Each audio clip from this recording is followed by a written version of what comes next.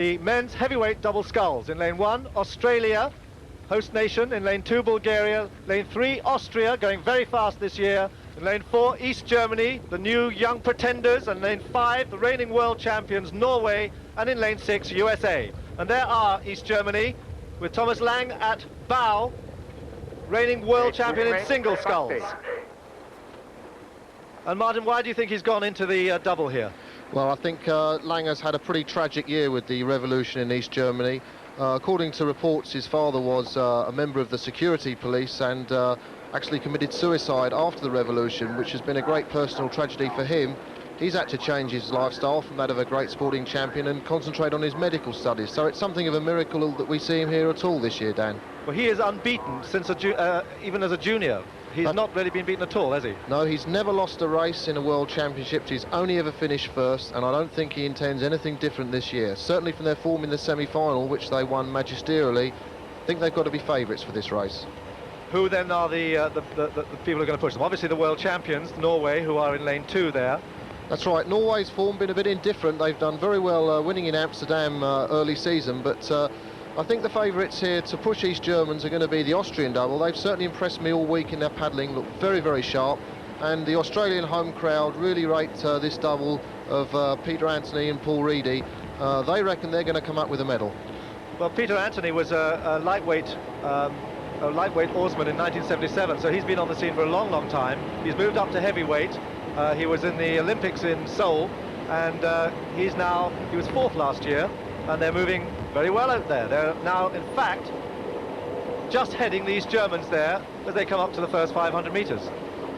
That's right, the Australians renowned for their fast start. They caught a little bit of a crab in the semi-final and lost about 3 or 4 lengths to 500 metres, but certainly pattern of their race is they go out very quick.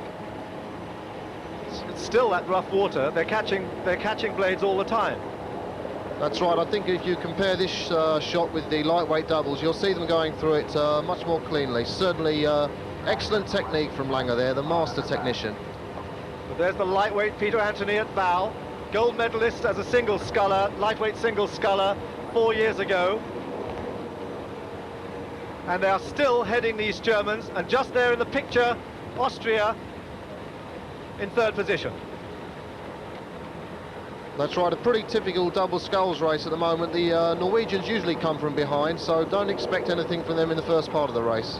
Martin, do we have any problems with the wind here causing the lanes to be unfair, or do you think it's pretty fair? There has been a little bit of talk that it favours the far side, lane 1, that's the Australians, but certainly I can't see anything to make it unfair at all. I think the course is great. 1,000 metres, these Germans just move ahead of Australia, but the Austrians threatening very much there between the two of them. And those 3 crews out in front, the world champions from Norway, back in 4th position, under pressure, but the Norwegians always famous for a very strong second half. But it's East Germany in lane 4, heading Australia, with Austria just about 3 feet behind, and these 3 crews in a very, very tough second half now. They go through those boys pretty well neck and neck. And it's been a feature of double sculls racing in recent years how close the field is, and certainly from Bled last year when 5 or 6 doubles went through the 1,000 metre mark all in a line.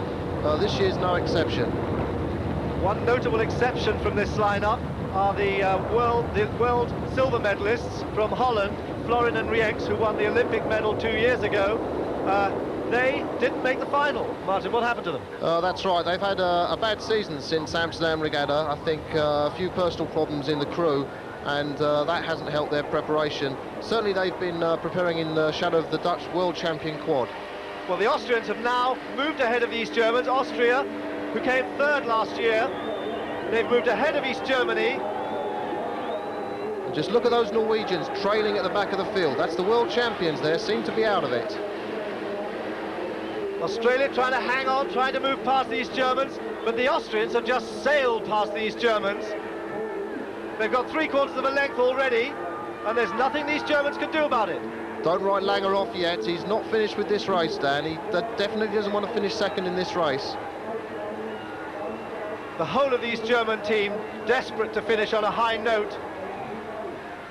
And a big crowd here. It's a long way from the coast, a long way from the towns, this lake. They've travelled 2 hours to get here. And that Austrian double run with a beautiful technique. Certainly one of the crews of the championships, for my money. Just past the 250 metres to go mark. Half a length to the Austrians. These Germans fighting back. Langer won't let this one go. And the Australians run out of it now on the far side. But what a battle now for this last 150 metres as they come up towards the line. And you can see every stroke Langer looking across, trying to forge through them. He's never been beaten, remember. This man has never been beaten. Can these Austrians hold on now in these last few strokes? Australia in third, but it's Austria. Austria opening up now. Rolling a bit, struggling a bit. And Langer still coming, still fighting back. But it's the Austrians who get it. About a quarter of a length ahead of East Germany, and Australia 3 lengths back. And that's the Americans coming in fourth place.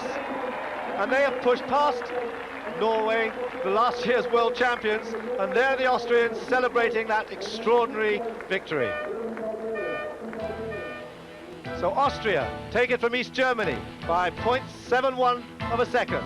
Australia third, move up from fourth last year. USA pip the world champions, Norway the fourth place, and Bulgaria in sixth.